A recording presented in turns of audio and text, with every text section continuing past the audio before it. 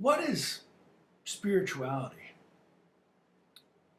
This is a question that I've had on my mind for a quarter century as I've tried to find my way into it out of a desire, I think, to be happy, to find God, to understand life more fully.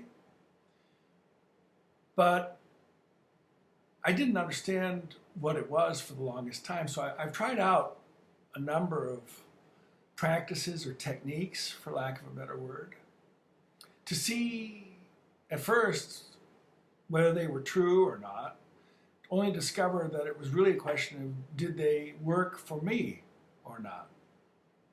So in these videos that I'm putting together for you, I'm going to be discussing various spiritual practices that I hope you will try on your own. But in this one, I'm going to begin with defining what spirituality is to see if it's something that is attractive to you and to give you some direction that I myself lacked in the beginning. I give you this definition. It does not come from my tradition, but it is from the Dalai Lama. And I like it because it doesn't have so many loaded words that get in our way. Just one or two, but I'll explain those when we get to them.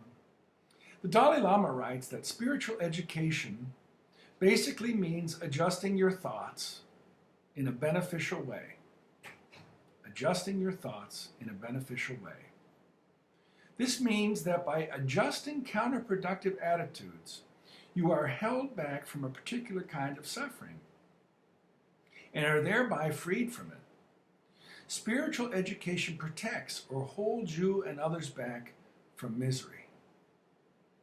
I think that's a great definition because I think we can all relate to it. Now, the words suffering and misery are loaded terms. We don't like to think of ourselves as suffering or miserable. And yet, all of us have this experience. In my own experience, all too often, what is my suffering or my misery is normative.